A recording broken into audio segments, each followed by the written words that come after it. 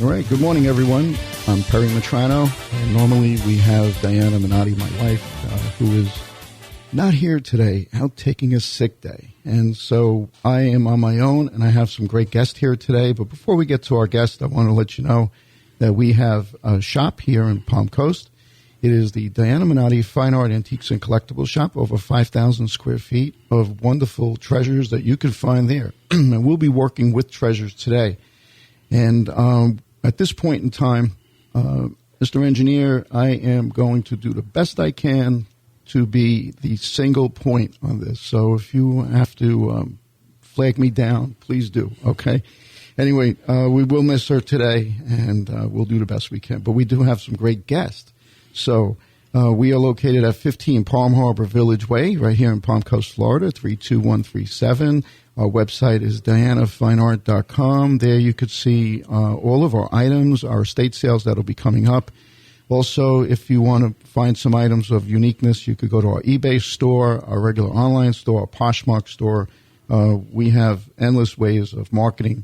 And in that shop, we have fine art, antiques, and collectibles, always, and the best stuff that comes out of our estate sales. We are located in and behind the Sheriff's Office north of Old Kings Road. All right, so if I can, I'd like to introduce my guest and those who have followed the show a bit. Zacharias, who's been here before. He is the Senior Curator of the Education Center of History Museum of Arts, MOAS, down in Daytona Beach. And I also have Don. Don is the producer, director of the Fossil Hunters, and they're here to talk about their show, which also airs on I guess on social media and others. So, fellas, Zach, why don't we start off with you? Why don't you tell us who you are and what you're all about?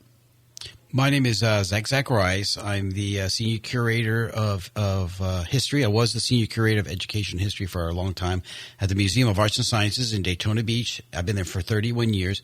And I work very extensively with the fossil collection there, mainly the mighty giant ground sloth, which is in the prehistoric Florida Gallery, which is the best specimen of that prehistoric Ice Age mammal in the world. It's the most complete.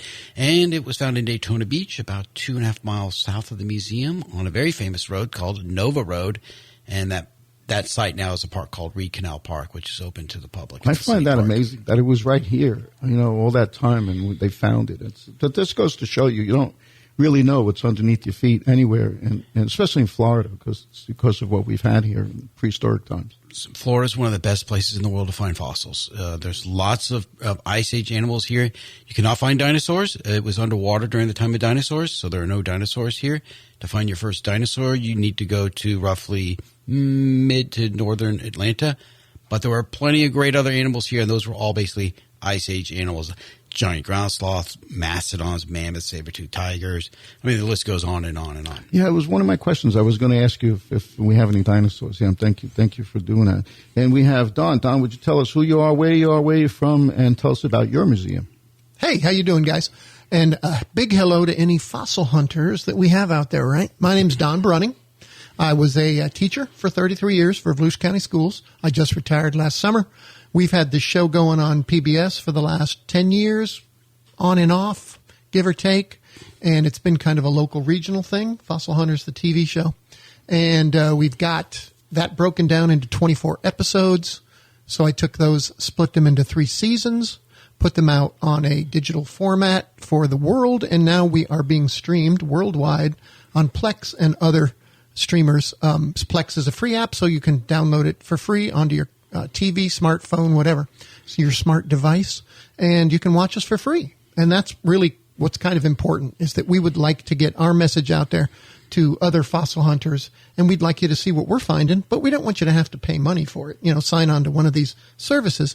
So we're free on Plex right now. We got plenty of other streamers interested in us, but right now we're scheduled on Plex worldwide. And the museum, Diana told me you guys have a bit of a museum somewhere? Well, Zach has the Museum of Arts and Sciences, MOAS, right? And then all I have is a private collection. Okay. Now, I have donated to the museum in Gainesville. That's probably what she was referring to. Okay. So about 95% of my personal collection has been donated up to Gainesville.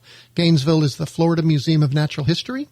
and we've worked with a number of their different paleo directors through the years, Dr. Webb and Dr. Hulbert, and now Rachel Narducci is in charge up there. And we, to this day, we still donate. John, one of our cast members, John, who you mentioned earlier, Sasha donated a very rare echinoid to the Museum of Arts and the Florida Museum of Natural History, just a couple of months back, and it's an invertebrate fossil, right? We're talking about vertebrate fossils when we're talking about megafauna mammals and mastodons. And I got to interrupt you because we've already gone through at least 5 terms that were definitely not on a lot of people's radar. But I'd like to know a little bit more, Zach or Don. But before we do that, you have some other members of your cast. So Zach, you have your wife Allison, right? And then there's Don and your wife April, and John with Linda, and Dave with Trish, right? And those people are your core hunters, right? And how you do this, right? So that's all on your show. 10 years already, you guys have been doing this, right? This is not new, but it's just the word's finally getting out. It took this long. So we do have a new cast member. Yeah, we have a new cast member who's part of he's our drone pilot. He's a certified drone pilot. Cool. So he's a cast member and actually part of the crew, if you want to say that in the right terms there. He is pretty new to fossiling because we're basically all amateurs, although I do kind of work in the field and get paid to do that as an avocational paleontologist. So his name is John Paul Gelino, and he goes by JP. And so that's a new cast member. That's a pretty large cast, and that's good to have because you get a lot of great personalities. Yep. And I know your daughter was on there too. She's a fossil hunter. We had junior fossil hunters. Don's sons were on it. My son and my daughter were on it, and Trish's daughter was on it. So they're all adults now. But the main thing is when I watch them, their passion, when they show it, it's like, these guys know. Like they were shooting off the same terms you guys just did, and let's go to terms. So petrified remains and a fossil difference. What's the difference between a petrified? Petrified and fossil are pretty much the same thing. So in order for it to be a fossil, scientists basically claim it has to be at least 10,000 years old. It can be it's the leftover remains of an animal. It can be an animal. It can be a bone. It can be plant material, teeth. It can be fossilized poop, which we have an example of that. We have a great, just so everyone knows, and everyone knows I loved our segment of show and tell. We have fossilized poop, so stand by on that. We call that a coprolite, and I will let you know that my wife April and I used to have an outreach for kids. The way that we simplify it for an audience is we like to say a fossil is a bone that's turned to stone. Now, roughly speaking, that's true. Every bit of that bone has then been taken and mineralized. So understand the minerals around it have been absorbed into and replaced the original material. And so that it basically turns into a bone, a fossilized, petrified bone. Wow, amazing. And that's why when you find a bone, it will usually, if it's fossilized, it will have weight to it. It will feel like a rock. It will feel like a stone. It will feel heavy. Yeah, we're going to show that in just a few minutes. Paleontology and a paleontologist. So what is the breakdown of that? So that's a great question. A paleontologist is somebody who studies ancient animals, ancient plants, and the environments in which they live in. That is different from an archaeologist. You'll see people get these two scientists confused. They are both out in the field digging and excavating. An archaeologist is interested in human artifacts, like ancient pottery or the ancient Chinese or the ancient Egyptians. And they're studying basically how cultures changed over time. Paleontologists are studying how animals basically changed over time. So one is animals and then one is humans. That's archaeology. So they get them confused. There's a little bit of overlap because humans lived when mammoths lived in the Ice Age. So sometimes there's some overlap. But it's an amazing science. It's a very vibrant science that encompasses about 26 different sciences all within one. And it's a huge, monstrous field. So sort of like the show Big Bang, where they cover all of that kind of stuff as well. Right? It is hardcore science. I will add this about archaeology. Sure. We want to make it absolutely clear to the audience that we do not collect archaeological artifacts. That is against the law. You are not allowed to do that. There is no permit that will cover you for doing that unless you own the land yourself or you know somebody who owns the private land and you have permission and you find an artifact, say an arrowhead or a piece of pottery or something. We don't do that. We only look for the animal remains. So as you know, Diana's not here, but believe me, she's here. I have the list, right? So we have plenty of other questions, but that was one of the questions is, where are fossils found? And, of course, we have shark teeth and dinosaur fossils and ammonites and trilobites? Trilobites, right? So maybe we can hit on those in a second. But, Florida, right? I mean, this is a family thing. This is truly something you can do with your children at pretty much any age once they start really being able to, like 3 or 4 years old. Even 4-year-olds can do it. So obviously, this is a great family thing, and Florida is a great place for families. So tell us, in Florida, what can people expect to find and where? And then on the note of what you were saying is what is the regulation regarding the hunting? You touched on it just now of these fossils. Like where do you have to get a permit? Do you not? Sure. Okay. So because we're so closely connected with museums like MOAS and MOAS with the Smithsonian and us with the Museum of the Gainesville Museum, the Florida Museum of Natural History, you have to have a permit to collect vertebrate fossils. So that's anything with a backbone. You do not have to collect. You do not have to have that permit. It's only $5. You have to do it every year. You have to fill out a little form that tells them what you found, and they might want it for their collection. That's why we do that. You do not have to have that permit for shark's teeth. You can collect shark's teeth all day long. And to tell you family-friendly, shark's teeth, you might have heard of Venice before as the shark tooth capital of the world. Mm-hmm. You can go to Venice. You can go just south of Venice to a little beach called Casperson, which got hit pretty hard by the last hurricane. So give them a little bit of time to rework that. They're reworking that road right now. Just south of that is called Minnesota Key. Those 3 places will allow you to just walk along the shore and pick up shark's teeth. Wow. Up north, we have a couple of places on the East Coast. Ponte Verde Beach, right? That's very close to here, Ponte Verde Beach. Amelia Island. Amelia Island is another one up there on near Fernandina in the Fort Clinch area. So that's a place you can find shark's teeth. Now, they're not as numerous as you're going to find in Venice or in some of the rivers. So if you go to like the Peace River, there are some businesses there that will take you out on the Peace River. But it has to be pretty much a certain level. If the river's really high, you don't want to take children. You got to go in the dry season, which is right now. It's about ready to end, the dry season. Yeah, it is, after last night's rain. And Captain Mike Castellino was on our show before. He's a regular treasure hunter. And those areas that you just spoke about on the northern side of Florida has tremendous number. You'll walk along a beach, you might find a gold or silver coin. That's how crazy this whole thing is. But and treasure hunting is different from archaeology. Archaeology is done in a scientific way, and treasure hunting is just basically going out and finding. So there is a difference on that. So speaking of weather conditions and so on and so forth, we're also talk about that it can be dangerous. This is Florida. Like I was told, you just don't go swimming in a pond ever. And you guys are walking in some of the most, I think, probably really dangerous stuff. So can you share with us quickly on what it is that you've kind of encountered out there? You take that one, Don. You've done it. Well, I'll tell you what. I'm looking at one of your questions. It says, can you mention that it's been dangerous and what experiences? Gator, eel, shark, snake, all 4. Okay. All 4 of them. I accidentally pulled the tail of a gator and she turned on me. She was 11 feet. This was in the Wekiva River back in 90. She didn't bite, but she broke 2 of my ribs with her tail. Oh, my God. I had eels in the Halifax. I was diving in the Halifax looking around for some mammoth teeth, and I've had an eel kind of stalk a certain part of my body we won't go into. I did have a hammerhead come after me and turn once down in West Palm. And then, of course, we got snakes all over the place. So we will deal with moccasins on a daily basis in the river, along with gators in the Peace River. There's a lot of gators. I think the last time we were out 2 weeks ago, we saw 7.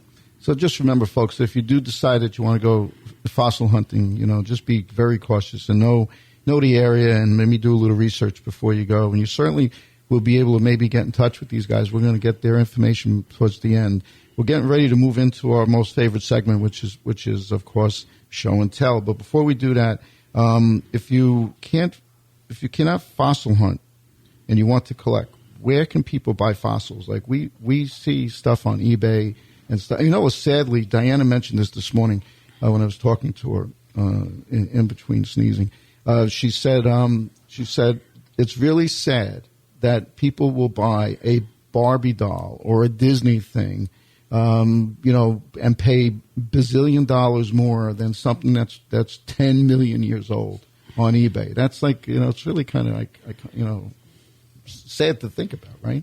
It goes into the whole collection mode, right? We are collectors, and it depends on what it is you like to collect. If you're collecting, Disney figurines, I guess that's what you're concentrating on. We happen to collect dead animals. That's what we do, right? Very old. Very dead. Animals. Very dead. So we're going to get into them. Now, you guys, listen, we bring stuff that we have at the shop. And one of the reasons why we have a show like this is to showcase our gallery, as Diana calls it, because it's an art gallery. It's an antique shop. I always call it a shop. She refers it always to as a gallery. And things that we sell. So I have on my portion show and tell, and if you guys want to unwrap something there, so I have an arrowhead in this little bin. Am I okay there, Mark? Okay, so this is I don't know if you guys could tell me more about it than I know, but this is an arrowhead. Yes, and unfortunately, our expertise is not in archaeology. So Okay. one of us, John, Sasha, Right. one of our cast members, could probably tell you exactly what kind of an arrowhead that is and what particular indigenous species made that. And it's going to be old. I just don't know how old it is. All right, and you could grab one of yours if you want. We could share this. And again, this here. What did we talk about? That this item was. I lost a note. So Diana's going to be mad. So I do believe that is going to be a carved piece of either tusk, it's some sort of whale tusk, or ivory or bone. It's definitely Asian in origin because it has dragons all over it. Yeah, if you can see the see dragon motif that goes through it? Yeah, and it's actually a ball within a ball. Ball within a ball. Which they carved that way. Yeah. They didn't take that other outer piece and glue it back together. They actually carved the ball inside the ball. What do you got there? Which one? What you got, Zach? I have what's called an echinoid, which is basically a sea urchin fossil, and this is pretty common. And this is about 40 million years old. So you would find this in what we would call sedimentary rock. You'll find these in the mines. So we have mines in Florida where they excavate all the phosphate for drywall, whatever it is, road fill, and these are really, really common. Tell them about Echinoid Island. Yeah, so there's a whole island over near a place called Yankeetown where we go, and they dredged the area.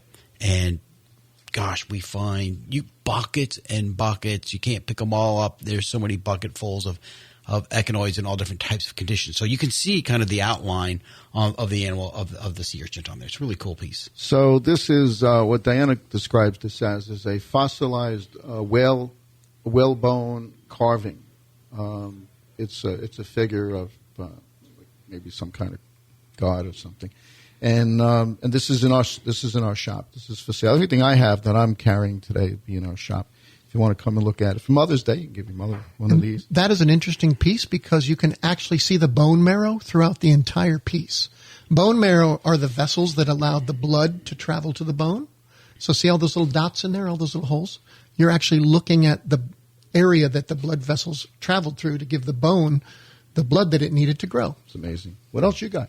All right. Well, let's start with something we just got a couple weeks ago. Is this me up here? All right. So this looks like you'd just be picking up a piece of wood. You've already been able to hold this once. Yeah. And you'd had a little weight to it, right? That means it's probably fossilized or mineralized at least. What you're looking at here is actually a pretty decent chunk of ivory from a tusk of a megafauna known as mastodon. A mastodon was like the cousin to the mammoth. Everybody hears about the mammoth and the woolly mammoth. We didn't have woolly mammoths down here. They were up in Siberia and Alaska and all that. We had Columbian mammoths. This is not a mammoth tusk. This is a cousin to them, the mastodon. Looked fairly similar. The tusks were a little straighter, not quite as curved. But you can see that this is the ivory, even though it's not white, right? Because it's been fossilized, mineralized. Those minerals have soaked into and replaced that white color with the tannic color of the river. And then on the very outside, this is enamel. It's called the tusk bark, the outer layer of a tusk. And that's the enamel covering, like your teeth have enamel on the outside of them. Tusk is nothing but one big tooth. So, That's right. So how? I mean, I know you guys have experience, so it's easy for you to spot it. Like I wouldn't be able to tell, right? Because I wouldn't know anything about it. But how do you know that was a tusk? You've picked up 10,000 bones. Okay. And it really is all about what you've picked up and how many times you've been able to hold something different to know. And by going to museums and looking at museum collections will help you identify. Absolutely. If you go to any of the fossil festivals, like in Tampa, in Orlando, in Lee County, it's a great place to learn, and you can buy fossils at those fossil fests. So this is a fossilized rock? Would you say? Petrified wood, yeah. I was thinking? Yeah, petrified wood. Yeah, I mean, I know this is stuff we have. We sold a huge collection several years ago. Some of these still show up in the shop here and there because they get moved around, but it was like almost 800 of everything. Any kind of fossil something. It could be this or items that you guys have. And we have a few of these in the shop here and there. Just, I brought them because they're old. All right. Go ahead. What else do you have? Petrified wood is one of my favorites, by the way. Oh, we got tons of stuff. Zach, why don't you do giant tortoise? So this is a giant tortoise. Believe it or not, we had giant tortoises the size of the Galapagos turtles that you see down there, off of South America and the Galapagos Islands. And so they were very common in Florida as well. And these are pretty common. You'll find their parts of their carapace and the bone. And you can see in there, again, a great example, all the little holes, the blood vessels for the bone marrow. And so that's how you tell when you got bone. You can look at it and look for the little holes. There's literally like thousands of them. That's how you know you got bone. It's got a lot of weight to it. So the carapaces don't survive fossilization very well intact. They break into pieces. So a very common fossil you'll find in the rivers, in the streams, is turtle. Is definitely very common. Wow. Their shells, and the shells are hard. Hard parts fossilize very easily, like teeth. If you touch a tooth, if you know how hard teeth are, they fossilize very easily. Like your kneecap, of course, a carapace like this would.